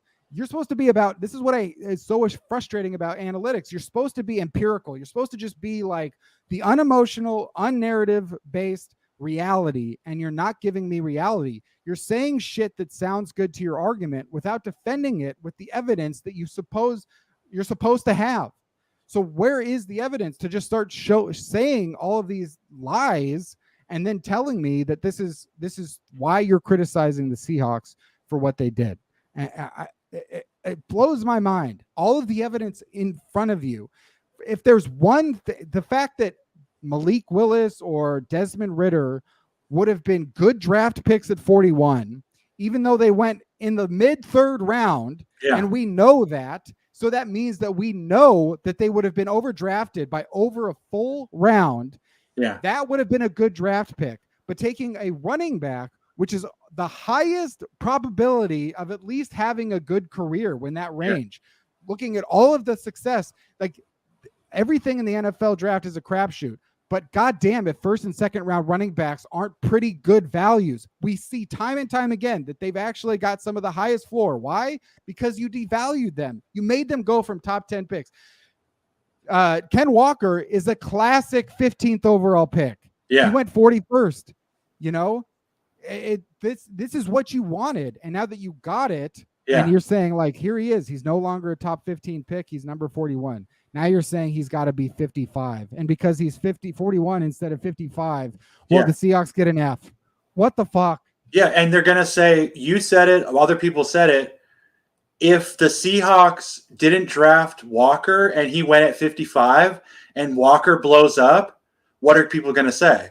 Seahawks, they knew they didn't have a quarterback this year. They knew this. They knew they were going to rely on the running game, and they passed on Walker. You know what I mean? It's like, can we please, and like you said, dude, I loved what you said during the draft, the night of the second, I think it was the second night, but you said not everybody, right? But a lot of people that are complaining on Seahawks Twitter about drafting Kenneth Walker, you said this yourself. He's going to be your next favorite player.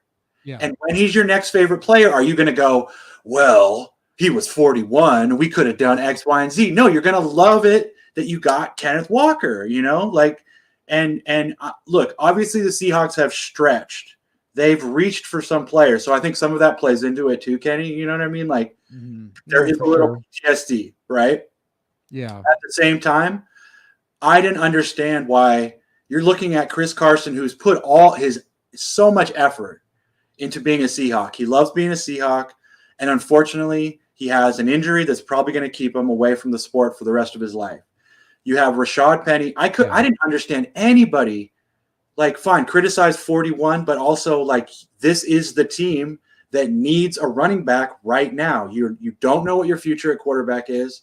You have no idea what Smith and Locke are going to give you, or Eason. Maybe Eason's the guy. Who knows, right? We have no idea. Why not take, you know what I mean? Like you said, if there's a position that you can get immediate production out of, it's running back. And that's why people always have this argument in the first place, right? Oh, you can get immediate production out of a running back. Yeah, if you have a good offensive line, if you have a good focus on offense, and then, you have these abilities like Walker has. You drafted a guy like DJ Dallas. I love DJ Dallas to death. He's my guy. But Dallas and Homer weren't picked with the same intention that Walker was picked, right? You drafted Dallas and Homer because you had Penny, because you had Carson. And they didn't work out, And like Barnwell saying, criticizing, the criticism of the money is, to me, is annoying as hell because, correct me if I'm wrong, if we let Penny go, he's going to get signed to probably a multi-year contract. Probably has incentives on it just like ours, and it's not guaranteed fully.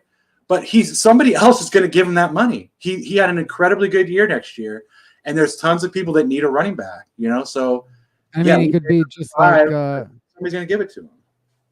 I mean, definitely. I mean, the team that would have given him would have been probably a Super Bowl contender, just a team that felt like, hey, we got a pretty good team. It's like the Bucs adding Leonard Fournette. Look, Leonard Fournette, he's a good running back. He's not a great running back. You look at it, he's the number 4 pick, and it didn't work out. But to the level of you would want him to be as good as Jonathan Taylor. But Leonard Fournette, it's like Rashad Penny very well could have gone to another team in another situation, been very successful, and then people would have said, "Wow, you just let that guy get away for what? For over a few $1 million or whatever." Exactly. Obviously, and it's again, I mean, like what you're saying about how I said that Ken Walker, it's he'll probably become one of your favorite players on the team. If you're a Seahawks fan watching the games, that's where the ball's going to go, and he's very talented. So if he has a good run, then people will like it. Did they already forget what Rashad Penny did at the end of the last season last year and what that meant for the Seahawks offense and what that finally meant for the team after all those weeks of just being disappointing and struggling and not being able to find any rhythm with Chris Carson, getting injured, and he wasn't nearly as good as Rashad Penny when Chris Carson was out there. And then you had Adrian Peterson and you had DJ Dallas and Travis Homer. None of those guys are on the level of Rashad Penny. Why? That's why Rashad Penny was a late first-round pick, the amount of things that he has at a prospect. But yeah, the injuries happen. And I think it's funny, like you mentioned, you can get immediate value out of a running back in ways that maybe you can't. That should be something else that analytics holds up is okay, if we're going to be contractual and analytical and talk about finances and getting everything in just as right in the right order and everything, it's you've only got that player for 4 years on their rookie contract. If you can get one who's going to be good as a rookie, then that's an extra year. But if you're going to go oh, we're going to take a quarterback, it's like you might be sacrificing the first 2 years. And then if that's only if he turns out to be any good, and then in the third year, maybe you get one good year out of it before he's holding out prior to the fourth year. Yeah, So then what are you getting? What does that leave you with? A fourth 1 year, So it's like, that's how it's like, that's all you're getting out of that. But as far as a value, so you get that running back immediately, maybe. And I just think like when it's like, well, what if he gets hurt? What if anybody gets hurt? What if you don't get to re-sign that guy? How many years? Frank Clark was a great pick for the Seahawks. He was on the Seahawks for 4 years. I mean, it's like that's what you got. And then the Seahawks were very fortunate to get some draft picks back for him. But it's like you don't know what you're getting out of anybody. To criticize the pick again, it's just like being like, we need to. If you go into it with an agenda that you need to criticize the pick, then you will find reasons to criticize it, and you will just build around those, and you will ignore anything that doesn't support the argument, even though there's plenty to support the argument for drafting one. I want to show, because you talked about sort of the drop there in terms of the Seahawks draft and the running back class. And if they didn't pick, if like, let's say the Seahawks didn't take Kenneth Walker at 41, and if he goes somewhere else here, we know that he would have gotten drafted in this range. We know that if the Seahawks passed on Kenneth Walker, he's not going to be available when they're picking down here at 72. And, so if it's, again, this is so hilarious because based on mock drafts and things being talked about before the draft, if the Seahawks had picked Abraham Lucas 41st, people would have said, oh, nice, you got Abraham Lucas. Great job. That's a good pick. Give that an A. Well, why? Because you didn't know that Abraham Lucas would have been available for their third round pick. Instead of getting Abraham Lucas in the second round and going all the way down here, Rachaad White as your third round pick here. Obviously, now that we know how the draft fell, what would have been better? Getting Abraham Lucas at 41 and Rachaad White at 72, or getting Kenneth Walker at 41 and Abraham Lucas at 72. You're basically saying, well, you could have had Rachaad White instead of Kenneth Walker. Look at this. There was 2 guys in a class of their own, Breece Hall and Kenneth Walker. You have to go all the way down to James Cook, who's really more of a receiver than a running back, down at the end of the second round before you get to the next running back. And then you have to go down to Rachaad White, Tyrion Davis-Price, and Brian Robinson as third-round picks.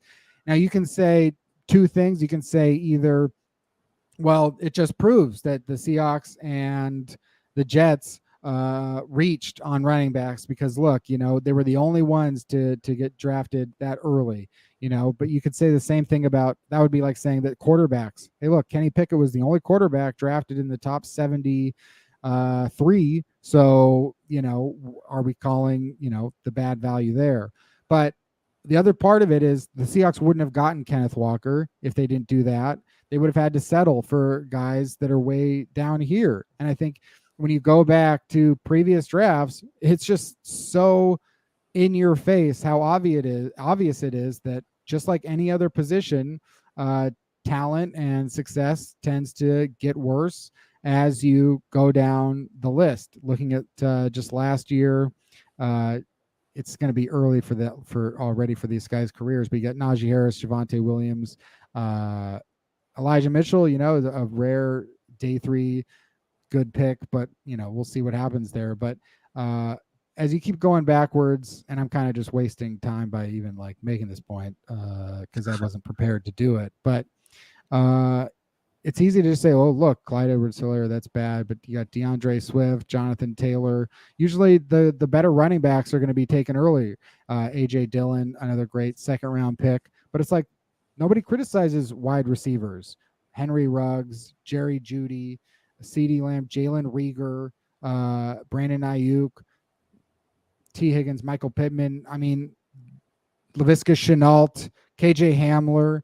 Are these all picks that people, Van Jefferson, Denzel Mims? Why is it okay to bust at wide receiver? Why is it okay to take a wide receiver in the second round who's not good, but it's not okay to take a running back in the second round? And especially because wide receiver, they're not going to get the ball that often, even if they're really good, right? You're only going to get the ball maybe 8. You're going to get the ball thrown at you maybe 10 to 15 times at best. And if you draft a good running back, I mean, and I would say too, like you're saying, like you're pointing out some of these other guys, like, Walker is a different breed than some of the other running backs we've taken. Even with Penny, Penny was kind of a sure bet in some way, but he had like one really good year, right? And a couple of, like, he wasn't like Walker is like, he is such a like, he's like, if your daughter brought him home, you know what I mean? You'd be like, this guy's got a real, like, maybe he's not like the flashiest dude, but he's got a really good job. He's funny. He's really nice to my daughter, super well-rounded in all the things that you need. And just, this is why the Barnwell thing drives us crazy, right? Because Barnwell is saying Pete Carroll's stuck in the 70s. Pete Carroll loves running backs. Pete Carroll doesn't have a quarterback. Also, what a ding-dong for drafting arguably the best running back in the draft. You know what I mean? Like, what did he do wrong here? And then also the Disley thing ties in, because Disley maybe got overpaid, technically speaking, but the argument is, isn't somebody else going to give him some kind of money similar to that? There's no question. He has shown, he's shown talent.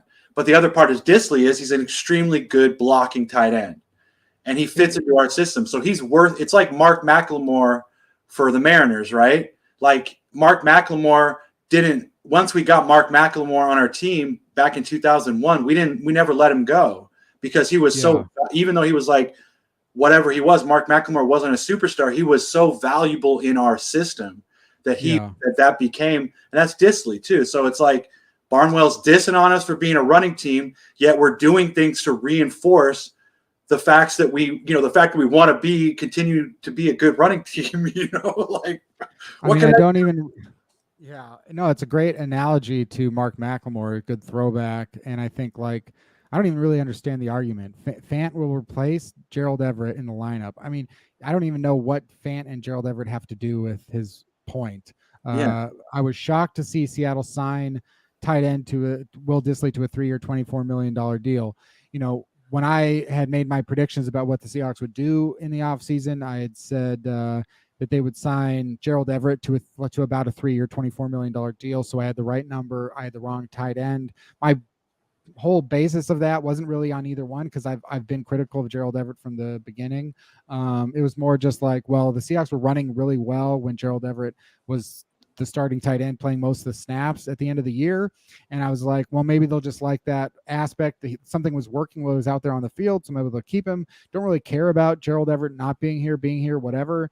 Will Disley, like you said, it's like, look at the values of any of the tight ends. Like, Hayden Hurst was traded for a 2nd-round pick. Austin Hooper, look at what Austin Hooper made from the Cleveland Browns. Look at what the Browns are about to pay David Njoku. It's like, the tight ends are all getting paid.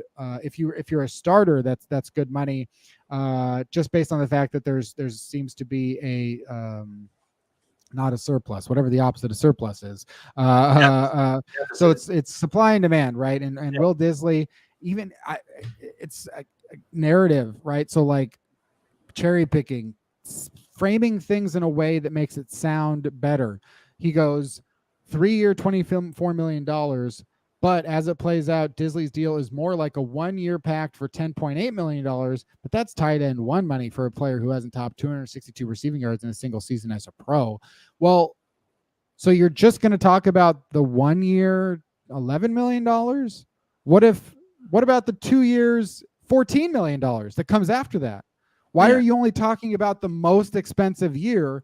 Why aren't you talking about the fact that once Seattle pays him at a time when they're able to pay him by getting him under the salary cap, they then have him for 2 years and $13 million after that? Why did you ignore that part of it? Is it because you were hoping to make Disley sound like a much worse value than he actually is? Why are we talking about him as an $11 million a year player when the contract that you wrote out right now is an $8 million a year deal? How is that? How did that pass the editing room? That's what I don't quite fully understand. And as you said, Disley is a solid blocker, but the Seahawks need him to be a Rob Gronkowski level blocker to justify that sort of contract. Why? What would show me the evidence here? Why even bring up Rob Gronkowski? Because he's the most famous receiving tight end in NFL history. why do we have to do this? Like, why I don't, it just feels like this was a word count issue or something like that, to be like, well, they signed Will Dissly to a 3-year 20. That was one of the worst moves that the Seahawks made all year, was they signed Will Dissly. They re-signed him to a $8 million a year contract when they needed a tight end.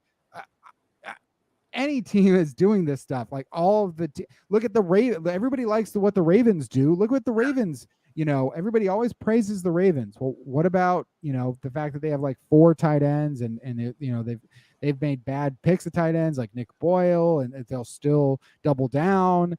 It's all just sort of like trying to fit it into a box to make it, and he's trying to prove that we're the worst too. That's the most annoying thing. You really, the worst, yeah. Really, Will Dissly's contract makes us the worst offseason of the NFL. Could have done so many other things. If I had to make an argument for the Seahawks having the worst offseason, I could have done a better job. I mean, just saying, like, there were other ways to go about it, and it feels like, oh yeah, like you're saying, it's like you had to keep finding reasons. What they could have done differently, well, they could have kept Wilson and fired Carroll. If the relationship between quarterback and head coach had deteriorated to the point where one had to go, Seattle made the wrong choice. Carroll has been a very good NFL coach, but he is 70 years old. Ageism. The defense he helped mold. I mean, what does it matter that he's 70, by the way? Like, I understand too, like you had brought up earlier, like as far as like how much longer that they're going to actually be in the NFL. There's no question that, like, Carroll is at sort of an unprecedented age. It would also sort of be like the Patriots cutting Tom Brady when he was 39, Well, look, he's gone 6 more years and he's won 3 more Super Bowls after, that age. So I just think, like, with Pete Carroll's age, until he's 90, let's just like not worry about it, because who in the NFL, I want to know anybody in the NFL who's guaranteed to be in the NFL 3 years from now. That's to me is like, to say I'm siding with Russell Wilson because Carroll is 70. that's ageism. I mean, that's just ageism. That's just ageism. The defense he helped mold into the league's best is gone, as the Seahawks fell to 21st in defensive DVOA a year ago. 21st, 32nd. I don't know. They're the worst offseason, but we're talking about a defense that was 21st, even though they had hardly any talent on defense. So I think, like, you could say 21st. Wow, to do that when you fired defensive coordinator, you didn't like him that much. To have that, like, I'm not saying that I loved the Seahawks defense. They weren't that great, but it's like, you're going to fire Pete Carroll. Carroll's choices for coordinators haven't worked out, and the unit has struggled to draft. By the way, no mention of Sean Desai, no mention of Clint Hurt, no mention in this entire article of Pete Carroll hiring Clint Hurt, promoting Clint Hurt and hiring Sean Desai, right? Thad, what do you think of that? I mean, I think that's I think if anybody's going to properly evaluate the Seahawks, I think first thing has to be done is, like, it goes in with the Dissly thing. You can say Disley's only had, what did he say, 275 yards was his best year, but how much of that was also Russell schematically not involving him enough? And I think that's the same thing with Ken Norton. I think Ken Norton is a brilliant man. I think he's one of the most respected linebacker coaches in the NFL. His father, stood hand in hand with Muhammad Ali as far as, like, protesting the Vietnam War. He was one of the few people to actually knock Muhammad Ali down on the ground multiple times. Ken Norton is extremely well respected, but for whatever reason, Ken Norton's not a great play caller. So I think that if you're going to evaluate this team as a professional, as Bill Barnwell is, you should also include the fact that, like, hey, maybe, like you said, hey, they were 21st, and we saw both last 2 seasons, we saw 2 different defenses, right? The first half of both of the last 2 years, the defense was really historically trash. The second half of both years, the defense improved quite a bit. So even that 21st is deceptive, because they actually were probably more like 15th or 14th, right? If you kind of include, well, if schematically they were the same the second half of the season as they were you know what I'm saying? Like, they would have been better. So I think there's a lot to be said about even a lot of the draft picks the Hawks made. I think the next couple years with Desai and Carl Scott and Clint Hurt, you're going to see just a better utilization of all the players they've already picked up. And I think ultimately you're going to see Carroll and Schneider be vindicated. You're going to see LJ Collier work out more this year. He's not going to be playing the outside. They picked him up as a wild card, right? Let's put him on the outside. Let's get Kerry Hyder, who's kind of a LJ Collier duplicate. Let's like I really love Carlos Dunlap, but at the same time, like schematically, like he's good for their scheme, but he didn't work for the way Norton wanted to play him. Like Norton to me was, if Barnwell had any kind of criticism of somebody being stuck in the 70s, it was Ken Norton. You know what I mean? Like Ken Norton Jr. called plays like he was like, oh, everybody just man up and everybody just look your defender in the eye and that's your man. Like not, we go back to the stuff that Pete Carroll has done. The Seahawks won 1 Super Bowl. They should have won 2. Yeah. But regardless of that, they changed the way the NFL was being played. And so with that change, Ken Norton, and it also speaks to how people always said, oh, this is Pete's team. Pete hires people and just tells them what to do and it becomes their team. I disagree. He gives these guys autonomy. He gives them autonomy and he gives them the rope to fail. And Schottenheimer failed. Schottenheimer was stubborn. Like Pete wanted him down on the sideline. He wanted him integrated more into the team. He didn't, for some reason, Schottenheimer was stuck in that like 3 receiver set. Like every play was like 3 receivers. Like, bro, you got to change it up. You got to incorporate, like the NFL has changed and our team was a reason that a lot of people changed that stuff. And then you go back to stuff that you have said, that other people have said about the offense. I think it's similar with the defense. Offensively, they've had problems for sure, but look at the team. They have the tools. They have plenty of interesting tools. Even Freddie Swain is an interesting 3rd or 4th receiver, It just seems like here, Bill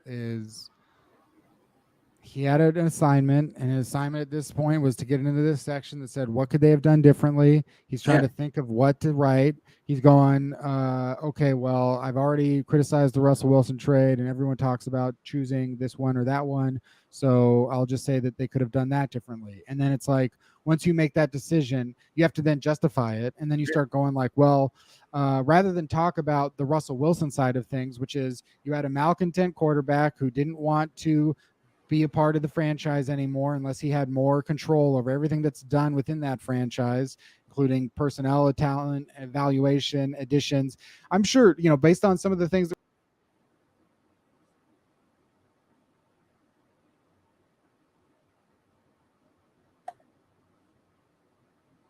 You there, buddy?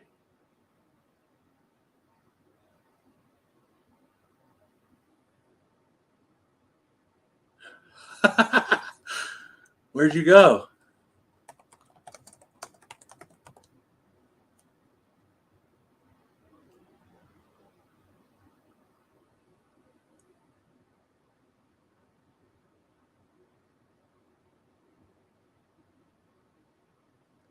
Kenny.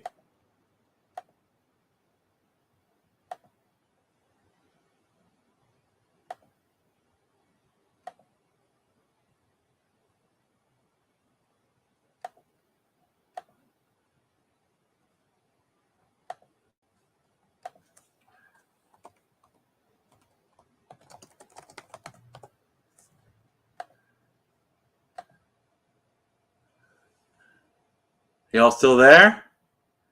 We were grooving.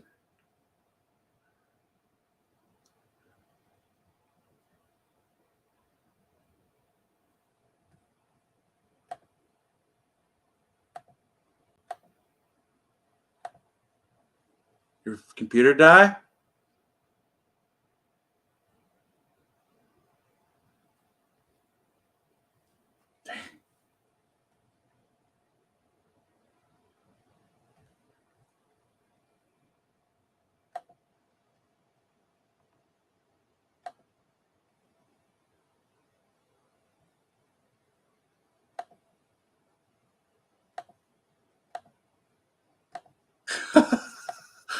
Where'd you go, bro?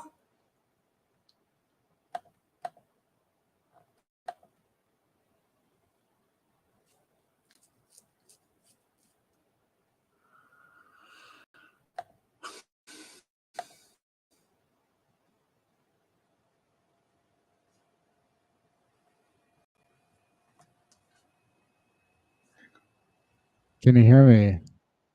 There we go. All right. I've got audio again. Okay. What happened? I work with two computers, and I think the MacBook got overheated or something like that. Oh yeah. So anyway, thank you for your patience as I was getting figured out. It's still figuring it.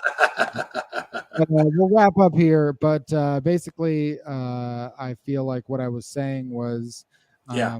obviously Russell Wilson wanted out. And I think once you start to make the argument and you don't want to point out Russell Wilson's side of it, you want to make it seem like there's a hero and a villain, right? Rather than there's just two people who had different takes on something and decided to go in different directions, I should say. It's like, no, there's a hero and a villain. And so the villain of this story is Pete Carroll. So then you just start building all these little points like he's 70 years old. Oh no, he's 70. Let's make sure that that's like negative. And maybe he had a bad defense, even though it's a 21st, but I'm just going to write it anyway. Yeah. Or you know what? He fired a coordinator. So I'm going to say he makes bad choices at coordinators, but then he doesn't mention who the new coordinator is. He doesn't mention adding Sean Desai. He doesn't mention moving pieces around on the coaching staff. Just didn't mention any of that stuff, and it should matter, right? Like it's supposed to be. How come? I don't understand. Is Sean Desai is popular on Twitter? Clint Hurt is popular. Why didn't you throw that maybe in the early section here where it's like what the Seahawks did right? Why not give Pete Carroll a little bit of credit? Because then you would have had to give Pete Carroll a little bit of credit. Like, is that why you didn't want to do that? Like, that's kind of my question there. And then when he says what's left to do, extend DK Metcalf, who is the subject of trade rumors around the draft. I wouldn't be shocked if the Seahawks did trade their star wideout, who is in the final year of his rookie deal. But I also would encourage General Manager John Schneider to get a deal done. Thanks, Bill Barnwell. Thanks for encouraging the deal, by the way. And now that we have that encouragement, I think it's okay to move forward. Now, as far as the DK Metcalf thing, I've been saying this whole offseason that the Seahawks will extend DK Metcalf. It's the only move that really makes sense with DK Metcalf, barring, some crazy trade offer, which, doesn't really exist after the draft. I think like you pretty much have two options at this point. You let DK Metcalf play out the year, assuming that he will, and then you either franchise him or you extend him next year, or you just extend him this year, which I think the Seahawks will do probably in August. And so that'll be fine. And I just don't like, it's like, you can't really take credit for that just because you said, I encourage them to do that in the future. Like, it's, you can't really, you wouldn't be shocked if the Seahawks did trade their star wideout. Really? I would be shocked. I mean, isn't that how we reacted to Tyreek Hill and AJ Brown? Is pretty shocking moves. If you're going to trade DK Metcalf, like I just don't get it. No, and it's such a lazy way to write it because, first of all, as soon as Russell got traded, how many of the Metcalf and Lockett rumors after Russell got traded, how many of those were absolutely just 100% fabricated and had nothing to do with John Schneider making phone calls to people? You know what I mean? Yeah. Like how many, I'm sure lots of people were, if you're a general manager and you see Russell Wilson gets traded, you're going to call John Schneider because you're going to be like, yo, are you guys rebuilding? Are you guys doing a fire sale? What's up? Right. Obviously. But to like, it's just very disingenuous to put aside everything that Metcalf has said to be like, yo, Metcalf or DK has said, yo, Pete and John told me they want me to be a leader for the future. They want me here, that we'll figure it out. And it's very disingenuous too, to not look at the history of Seahawks signing players. They sign them in June, July, or August. They never sign players before that time. Like that was always the thing with Russell. Like, remember he had two demands. He had two demands when he got his two extensions with the Hawks. Remember, he wanted them in March. And it was so annoying with Russell because, like, one of those extensions, the Saints were about to sign Drew Brees, right? And it's like, Russell, wait till the Saints sign Drew Brees to the largest quarterback contract in history, and then we'll sign you like we sign everybody in June or July or August, and you'll be getting a little bit more than Drew Brees, right? But he demanded that extension in March, So I think that's just disingenuous to not like look at the history of the Hawks, look how they deal with players, look at what Metcalf has been told. Like supposedly the rumor is 3 years, 69 million. And that makes a lot of sense because he'll be, he'll still have free agency ahead of him. He's very young. He has plenty of time, like you don't have to sign him to some like Juan Soto, like 12-year contract, you know what I mean? Or Wander Franco, like this is football. You don't know what's going to happen. So sign him like 3 years, 70 million is kind of the rumor online. I bet you that's what they do. And I bet you it'll happen in a few weeks. And the other thing about Barnwell is he's not going to, the other thing, Kenny, he's not going to, if the Seahawks look okay, is he going to be like, oh man, I really shit the bed on my thing. They signed Metcalf. They kept Lockett. Geno Smith doesn't look half bad, blah, blah, blah. Yeah. He's not going to be like, oh man, I should be eating, Kenneth Walker looks freaking awesome. Like he's not going to be like, man, I really need to rethink my, the way I write these things, he's not going to rethink.